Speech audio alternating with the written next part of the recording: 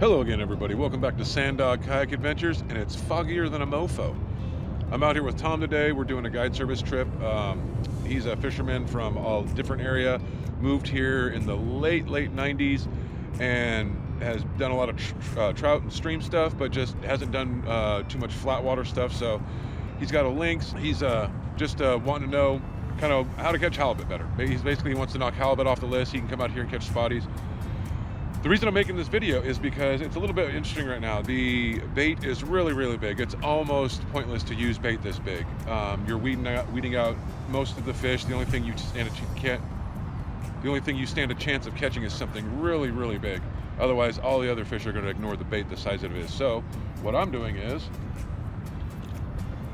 I've got my sabiki right here. Boom. I've been at the bridge. Very first bridge right across from Mariners Point, the West Mission Bay Bridge.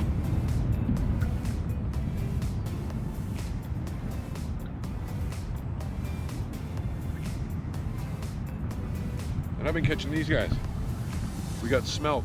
So the smelt are a lot better size. It's what they eat in here. So catch you some smelt with the sabiki. We're gonna go right over here to the bridge. And as I'm coming up here, I'm going to tell you in front of the West Mission Bay Bridge here, there's a nice big sand flat. I love fishing it. I usually like to go out to the first buoy. The first buoy holds smelt typically. Usually there's smelt kind of circling around that buoy. That's where I caught a lot of those smelt as well. Caught some here at the bridge, caught some at the buoy. Got lit up by something with one of these smelt. Bendo the rod. The rod damn near went underneath the boat and it popped off because I was actually fishing with my sabiki. I wasn't paying attention. So now that we've got enough bait, we're just going to straight up fish. All right, standard issue Sand Dog kayak rig. We've got the Carolina rig. Then we've got J-hook, Carolina keeper, and a treble. We're going to grab a schmelt. The old side hook through the nose.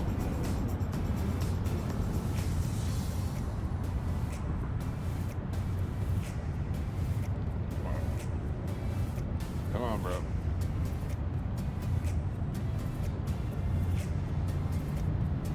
That was like right in the bone part of this guy. There we go. And then one in and out in the back.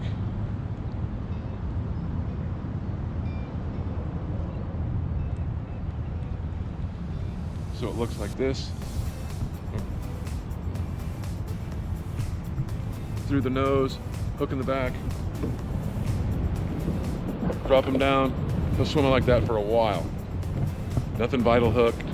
It's like if someone pierced your septum and then pierced your butt cheeks. You wouldn't like it, but you'd be fine.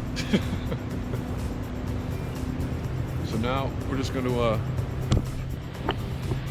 drop it off right here in front of the bridge, all the way down. We're going to pedal a little bit as we are dropping, so it ends up behind us. We want it behind us maybe 15 yards, something like that. We just want to make sure it's on the ground. We're trolling the bottom. We want to make sure it's on the ground. So see how line went slack? That means it's on the bottom. I give it a little bit extra, put it in gear, then I start slowly pulling this bad boy. You want to know what I do? I go to that buoy. I start off to the left a little bit and I slowly veer to the right and I end up at that buoy. Look what I got. Come on, brother. Here, I'm gonna let him out the hole right here.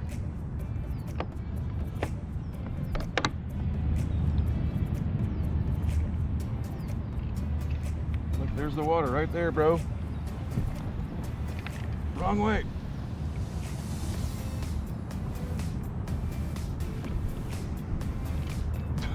What's he doing? There you go. There you go. That's the water right there, buddy.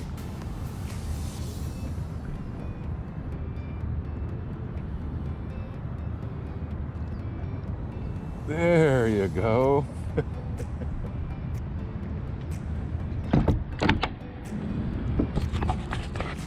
That was cool.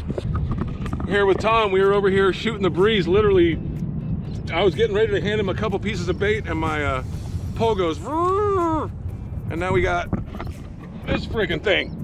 I'm gonna let him go. I'm not keeping nothing today. Where's my? There we go.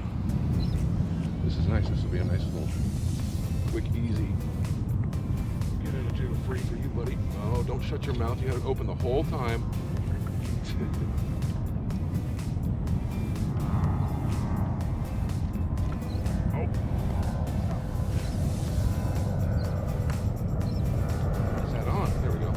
Dude, what is that on?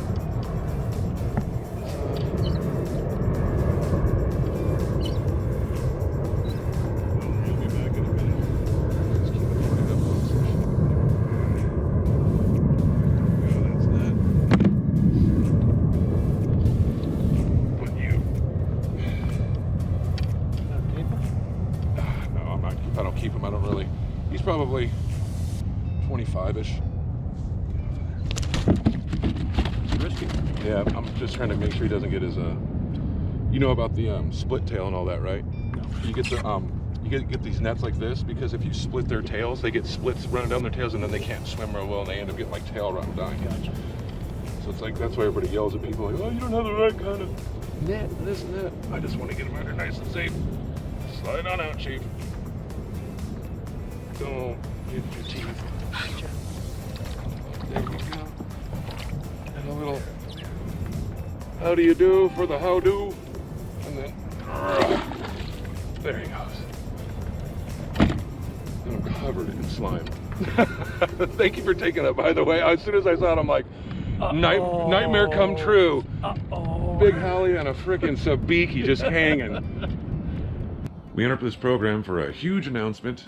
We are now doing lobster trips. We've had you guys calling, emailing, asking me when you see me at the frickin' launch ramps about lobstering, and we've been trying to figure it out, and we finally got it figured out. We are now doing lobstering trips. So if you want to do a lobstering trip, up to 2 people, 10 hoops, 5 hoops apiece, for up to 2 people for a total of 10 hoops. Hit up Point Loma for lobstering on the kayak. Give us a call. You know the number, 619-800-0998. Action. Yeah, that was cool because, I mean, we weren't even, I mean, I guess technically we were fishing, but we were baiting up. Well, and did you see he was on the treble hook right there too, right in the mouth? Yep, saw exactly what you saw. Saw it. And it belted it.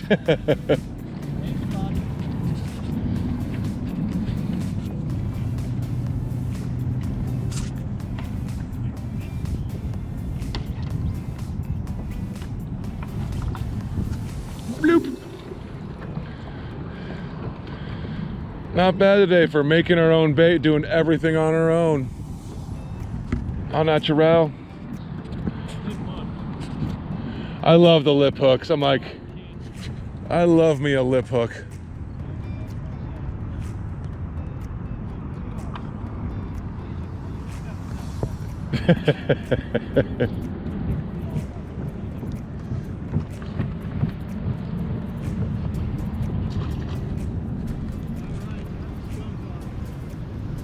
There it is.